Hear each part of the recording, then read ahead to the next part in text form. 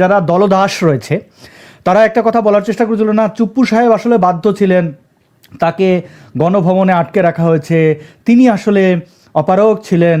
তো সেই চুপ্পুর এখন যে মুখোশ আমরা দেখলাম, আমরা একটু বোঝার চেষ্টা করি। এই যে তারেক রহমানের হাত ধরেছে তো চুপ্পু ছাড়ছে না, আর ওয়াকারের চেহারাটা দেখেন।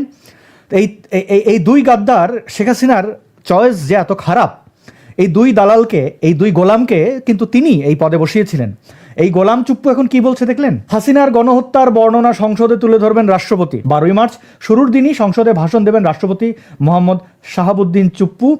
রাষ্ট্রপতির ভাষণে এবার প্রাধান্য পাচ্ছে ফ্যাসিস্ট শেখ হাসিনার 15.5 বছরের দুর্নীতি, অনিয়ম ও অপশাসনের বিষয়গুলো। এই ব্যাপারে সম্ভবত গফফার চৌধুরী নাকি আহমদ সাহেব বলেছিলেন যে আওয়ামী লীগের শত্রু আওয়ামী লীগ, তবে তিনি দেশের প্রেসিডেন্ট ছিলেন, হেড অফ দ্য স্টেট ছিলেন।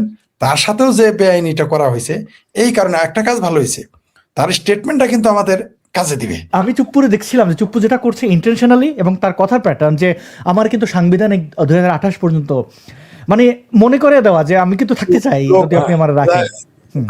তারেক ভাতিজা আমার কিছু দিও। এই ব্যাপারে আবার জামাত খুব শেয়ানা। সে যদি মনে করে যে এই লোকটাকে দিয়ে একটা কথা দিয়ে আমার উপকার হবে, তার বিরুদ্ধে সে কথা বলে না। আপনি দেখেন জামাতের হেফাজতের আমির কি গালাগালি না করলো, জামাত কিন্তু টু শব্দটি করে চুপ করে বসে থাকে।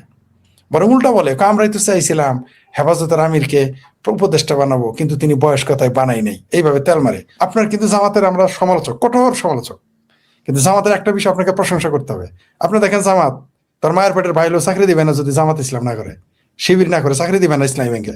আপনি ইসলামী ব্যাংকে আওয়ামী লীগ তো বহুত দূর কি বাদ, একটা বিএনপির লোককে আপনি পারবেন না। এই জামাতে ইসলামীরা রাজাকার আলবদরদের স্বাক্ষর দিলে ব্যাংকে লোন দেয়। আপনি কিন্তু আওয়ামী লীগ ক্ষমতায় থাকলে আওয়ামী লীগের কোনো নেতার সাইন নিয়ে গেলে আপনাকে লোন দিবে না।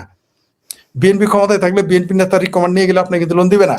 কিন্তু ইসলামী ব্যাংকে আপনি যদি একটা জামাতের রুকনের জেলা কমিটি আছে না, বড় নেতা জেলা কমিটির সভাপতি সেক্রেটারি সাইন নিতে পারেন লোন। এখন কেউ মরলে, মারলে, হত্যা করলে, জেলখানায় মানুষ মারলে মানবাধিকার কর্মীদের খুঁজে পাওয়া যায় না।